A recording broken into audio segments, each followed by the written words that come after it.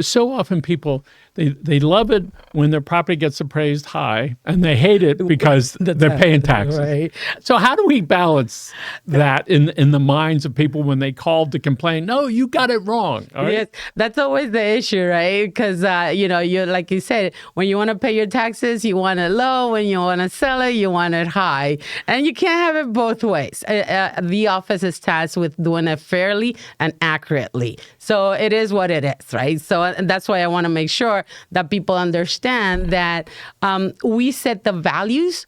The county commission and the mayor or the municipalities, they set the millage rate, and that's how they get to pay their taxes. So we only have control over the values, and we are bound by statutes.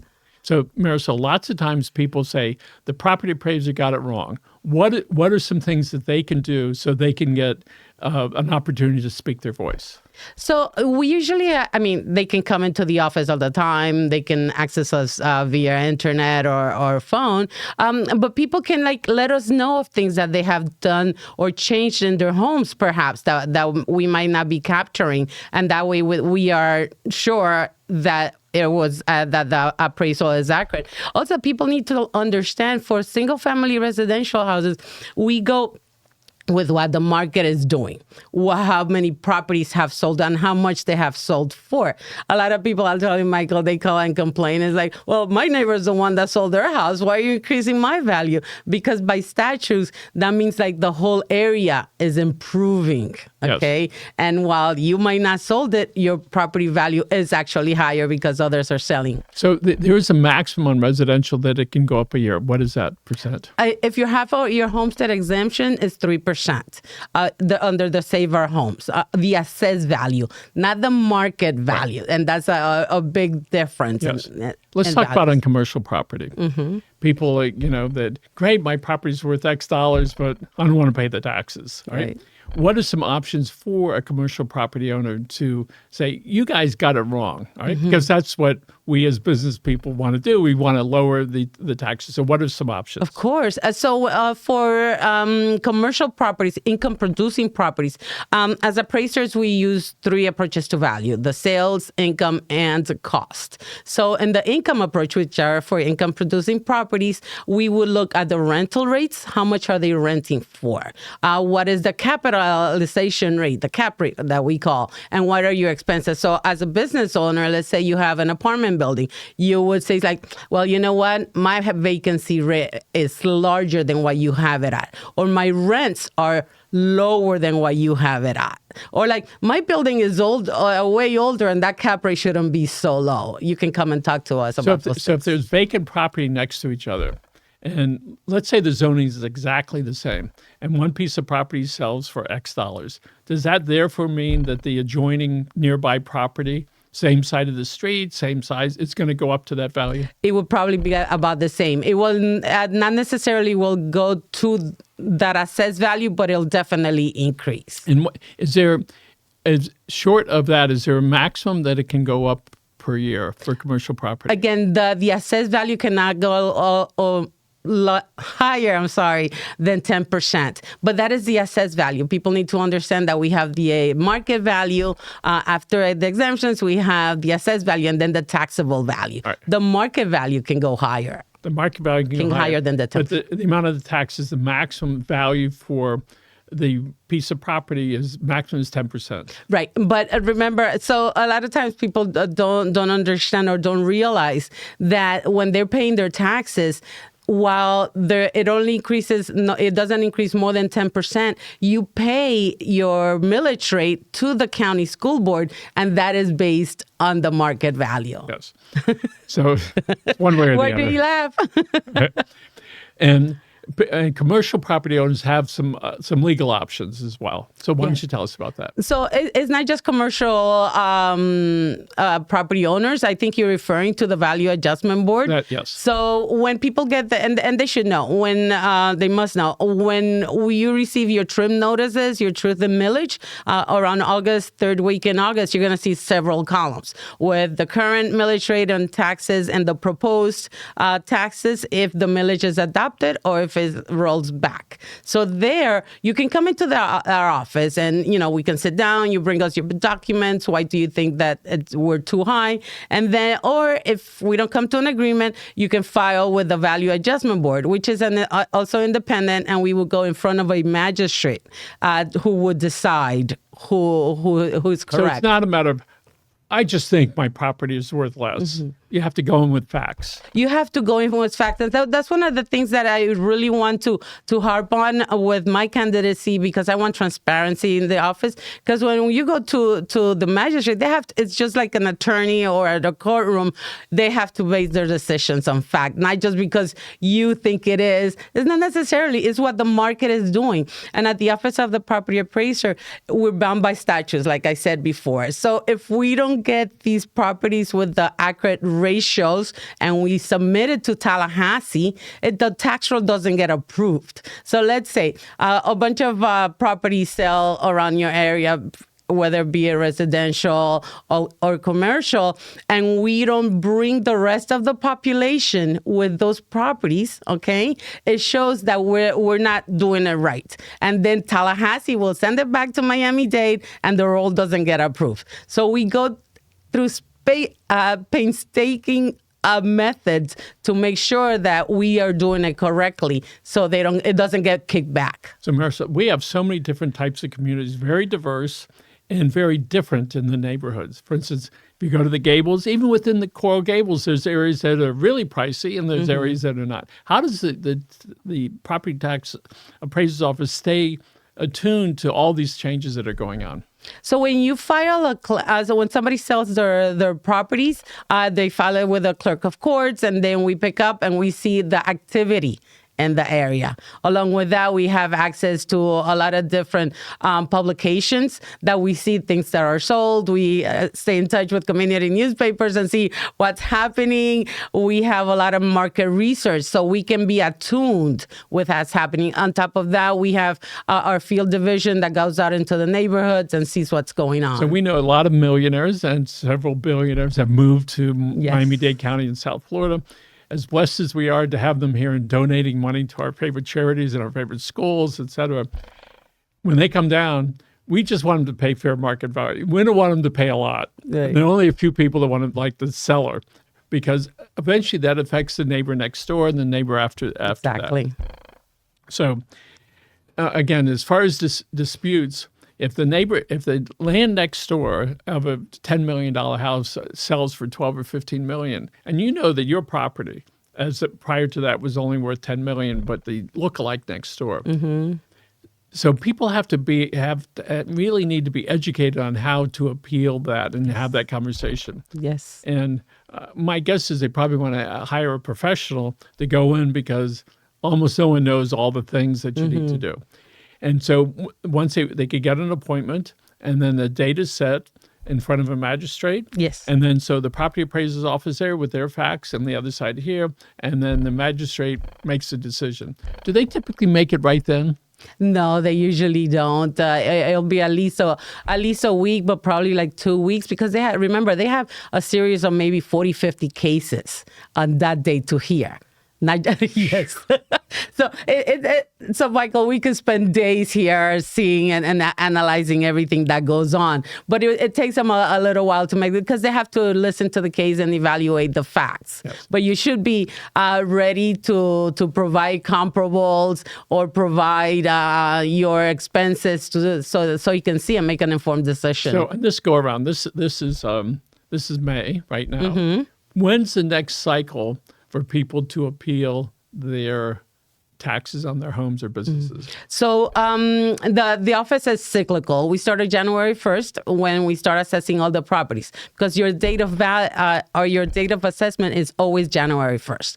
So we started January 1st. March 1st, you had the opportunity to do exemptions. Now we're working on valuing all the properties for the preliminary values to come out on June 1st. Okay, and that is when we let the community know this is how much taxable value we're proposing.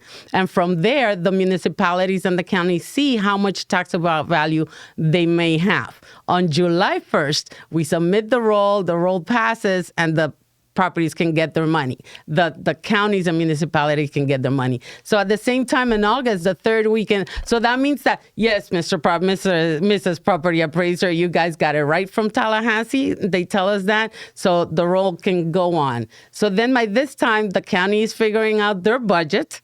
Okay, so based on this taxable value that they're going to have. And we send out the trim notices in August telling everyone, well, this is the proposed millage rate based on this property value that was already approved, and this is what's going to be. So you have a 3-week period to come to the office or call us or let us know. If we don't come to an agreement, then you can file at the Value Adjustment Board. It costs $15 per application, and then you file it, you put all the information, and then they start the hearings, is what it's called, around October or November, and it goes all the way through April. So, and in the meantime, after that, in November, you get your tax bill. So I know the real estate values go up and down, and sometimes it may be in the same year, go up, go down, et cetera. So how does the appraiser's office treat that appropriate? When you look at it, you go, listen, halfway through our period, this is what they're valued at, but we're seeing this trend across the board that they're no longer they're no longer staying there. How do you and the team decide what to do? That's a great question. Well, that we decide because we see it going back. Okay, so right now we're doing the assessment for 2024, beginning in January 1st, 2024, but it's based on information from 2023. Okay. So it's already done. It's already set, right? It's not having any fluctuation. Yep. So whatever property sold, whatever disaster might have happened, we would have addressed it because we're looking back. And what is the income, if that's the word, that comes in from the property taxes for Miami-Dade County? So that's really great. And that's something I'm glad you asked that, because a lot of people don't think much about our office unless when they have to pay their real estate taxes. But I want the community to know that we have everything to do with every single person in the county. Why? Not only if you're a property owner, but if you're a renter. When the landlord receives the tax bill, he passes it on to the tenant, and the tenant has to deal with it. If you're a young person and are getting ready to get a purchase or get into the market, or if you're going to inherit a property, also all the taxable value we get, or the county gets, is almost 37%, almost 40% from the county budget. Right now, last year's county budget was $11.7 billion. Almost 40% out of that came from your property taxes. So 40% of the total budget of Miami-Dade County comes from the property taxes. Correct. So it's huge. That's like almost $4 billion. Yes. So it's a big deal. It's a very big And deal. how many people work within the property appraiser's office? We're almost 400 employees. We're slated for about 420 right now. We're at close to 400. It's a big deal. It is a big deal. All right. So you said earlier why you think that you're, that you're qualified to do this. Tell us again.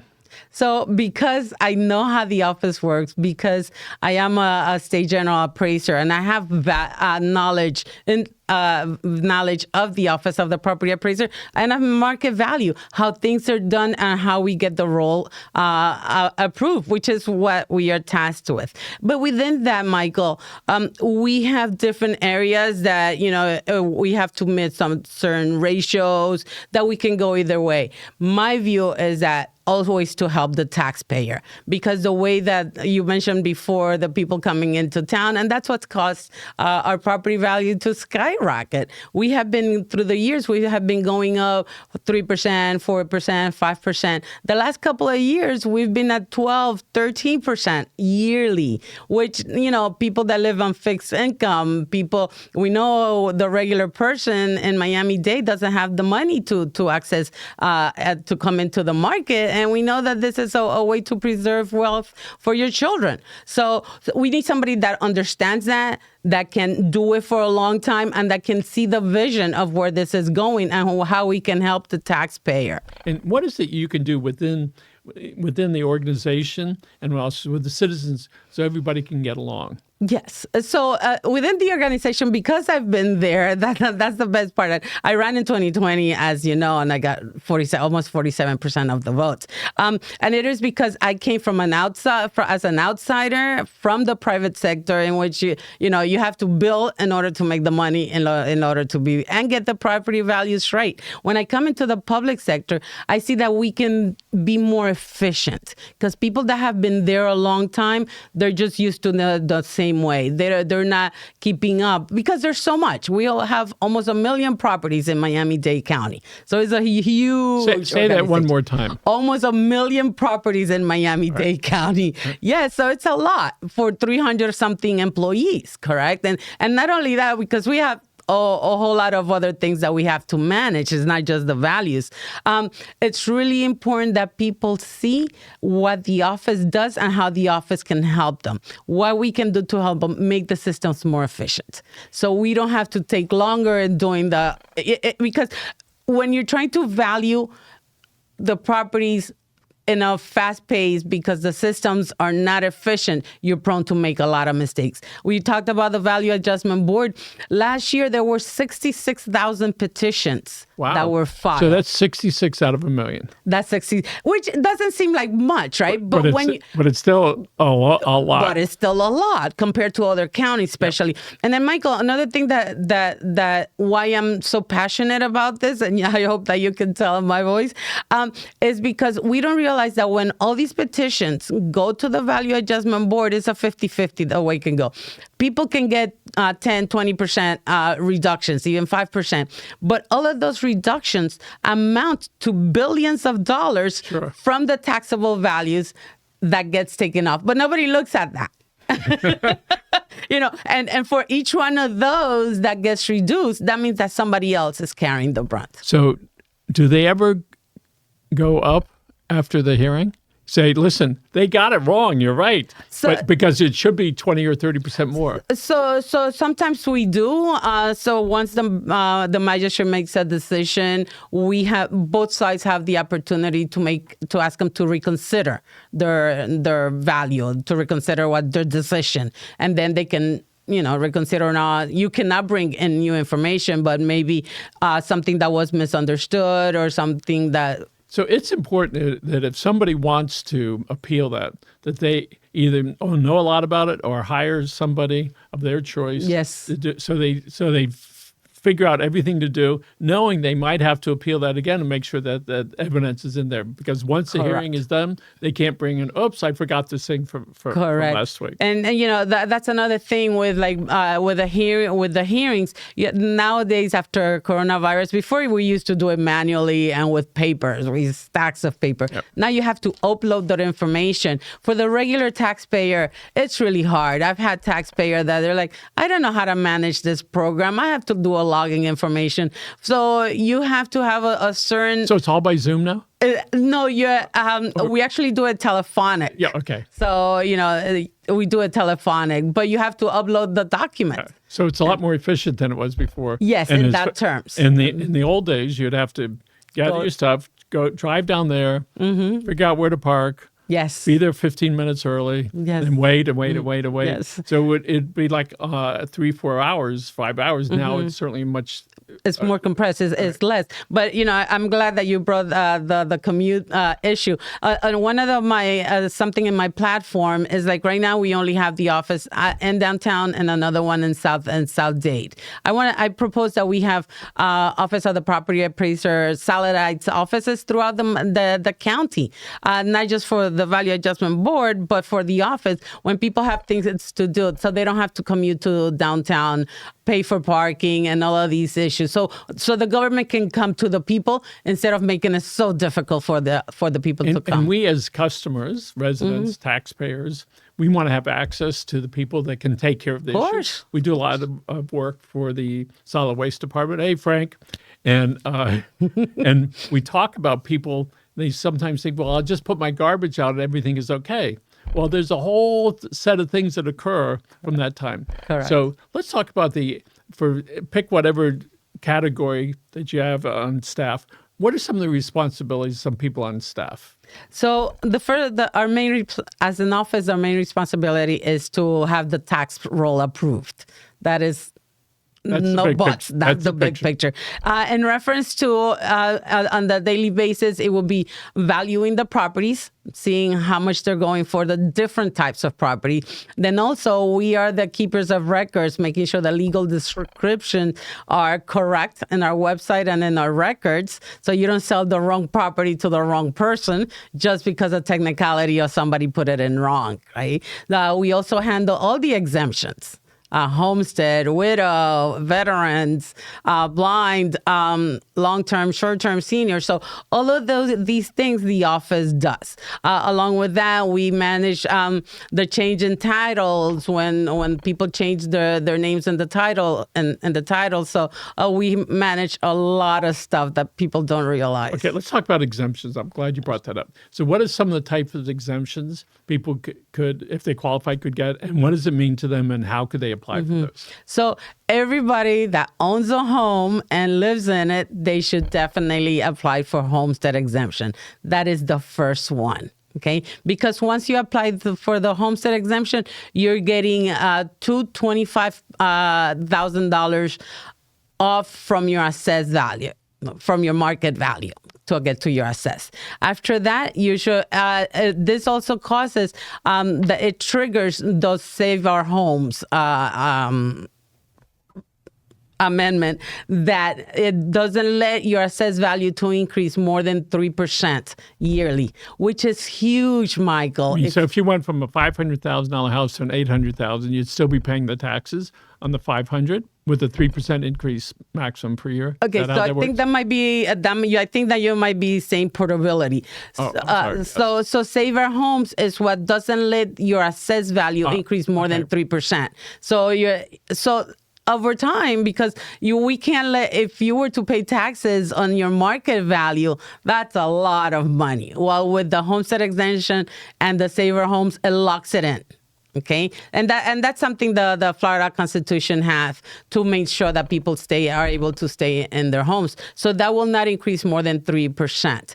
So what you're referring to is like if you are either upsizing or downsizing, and let's say after 3, 5 years, 10 years, 20 years, some people have been in their homes 20, 30 years, they can port some of those tax savings, that difference between the assessed and the market value into the new home, up to $500,000, which about 2 years ago, they passed an amendment, and now you can use it within 3 years before you will lose it after 1 year. So the county, a few months ago, maybe a little bit longer at this point, has permitted people putting in their backyards additional housing units. Mm-hmm. And say they could build an apartment back there and they could rent it to somebody. Do I have that right so far? You have that right so far. So what does that change the position from residential to commercial, or does it do anything for their homestead exemption? Mm-hmm. So a couple of things on that. Yes, the county did approve that. I don't know how much people are actually using it yet, because it's going to take a little while before it kicks in. But it might be similar to the granny flats that yes. We had, the second home. You will not have homestead on that part. On that part. Correct. That's just on that part. Just on that part. So if you build something and it costs you $100,000 to mm-hmm. build it, so that part could go up independently of the regular house. Okay. Excuse me. Correctly. So it goes the same thing. A lot of people have portions of their house rented out, which if you have homestead, you shouldn't be renting out any part of your house. But if you are, you should let the office know, so then they take away the homestead from that part, because you don't want to be caught in fraud. So because that is fraud. Yes, once a year I get a notice. You don't need to do anything, but if you don't live there anymore, you're not claiming it, fill this out. Correct. So what happens to the people that claiming that they're living there, and in fact, they're not? They got another place, right? Yep. And then each year they're still getting that 3%. All right. It stays at the 3%, and they get the homestead exemption. Yeah. When they get caught, what happens? What can happen? Yeah. I always warn people, do not do this, because while you're getting income from, from renting it, when you get caught, which you will get caught, you're going to get severely penalized. Not only do we take away the homestead exemption from that part, but we can go back 10 years, even if you weren't renting it 10 years ago. Okay. So even if let's say in the last 10 years, 7 years you were living there, right? And you did everything. For the last 3 years, we'll go back 10 years. And we'll do it. And tax it based upon the unhomesteaded. Correct. Oh, my goodness. Like if you didn't have the homestead at all. And we'll go back the 10 years and penalize you at 15% per year. Interest rate. So all my friends that are doing that, you better watch out, because they're going to get you. Yeah, and so the office, we don't have the capabilities to actually be checking on all these properties, but check on your neighbors. When we get the tips, it's because a neighbor reports that there's a lot of cars coming in or that something funny is going on. So, yes. So lots of things for people to be careful of and not do, because at some point something's going to happen and it's going to cost you a lot of money. With a lot more. And remember, everybody should pay their fair share, because if somebody is receiving income and not paying their fair share of the taxes, it hurts everybody else, because somebody else is having to carry it. Okay, and let's talk about how the department coordinates and collaborates with the other departments, including the elected official arena. How do you work within that? So currently, we are an elected office since 2008, and we are under the mayor for certain parts, because since it's elected, we get to. But the employees, we are currently county employees. Amendment 10 that came into effect, it's going to come into effect in January, but it was voted on in 2018. That's why we're having the sheriff and supervisor of elections and tax collectors. That is going to completely separate the offices, and my office including, from the county commission and the mayor. So we're going to be just directly under Tallahassee.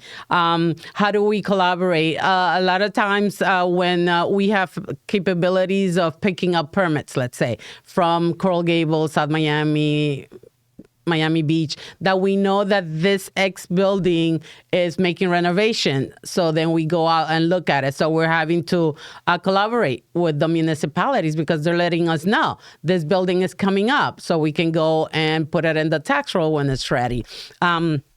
Also, with the commissioners and so forth, they have a lot of questions. How much is a vacant land that they're going to donate or that sell to a developer is worth for affordable housing, let's say? We collaborate in those ways with them. So does a zoning change that improves the value of the property, perceived value, does that in itself trigger an increase in the value, the taxable value?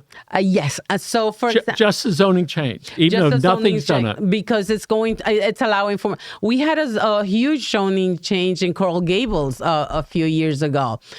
Same thing in North Bay Village. They've done it because the cities are realizing that they need more density. So they're switching, and the county for along the metro rail, right? So now that land is way more valuable, right? Because you can build so much more, and therefore the value goes up. If the property owner doesn't do everything that's in there, they're still going to get taxed on Correct. that. Because now it has the ones that were already there will be grandfathered in, right? Because that's the zoning that they had. But when the new development comes in, that's going to be different, because think about it, Michael. It's a completely different site now, right? When I was about 20, I bought my first house, and the taxes for the whole year were $700. I went, this is great. Then the first year I get my taxes, I go, oh my, what is that? I thought it was only $700. Well, now there was a house on it. Okay, right. So it's different when it's just vacant land, when the house is being built, and when the house is ready. Also, when the house sells, I met with some realtors the other day, and I explained this. We have taxpayers literally that come in literally crying into the office because their taxes went up, because when they purchased the property, they did it based on the previous owner's taxable value. Okay, and that's not going to happen. When the property sells, we go up to almost 85% of the new purchase price. So your taxes will be based on that, not on somebody I'm not else. sure if you know, but do most of the banks factor that in when they figure out the monthly payment that the people are going to make? They say, listen, you're only paying $1,000.